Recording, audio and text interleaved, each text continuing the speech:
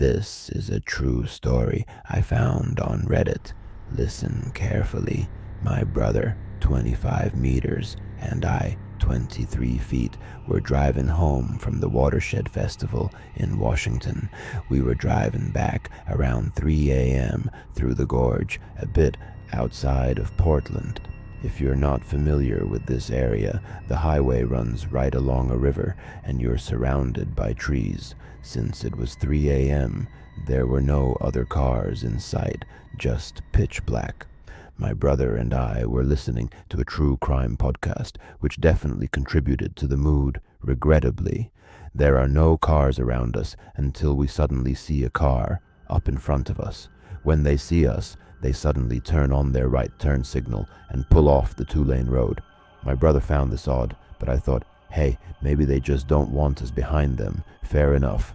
I realized very quickly this wasn't the case, because once they pulled back onto the road behind us, they suddenly sped up until they were right on our tail. They then moved into the left lane and cut back into the right lane in front of us.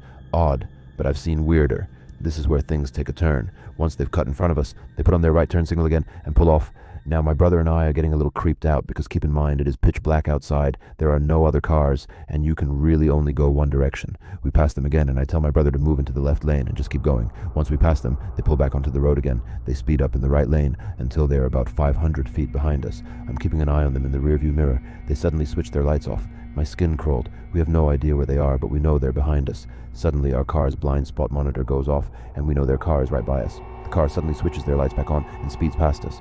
By this point, we saw another car's headlights coming behind us, and a sigh of relief washed over me.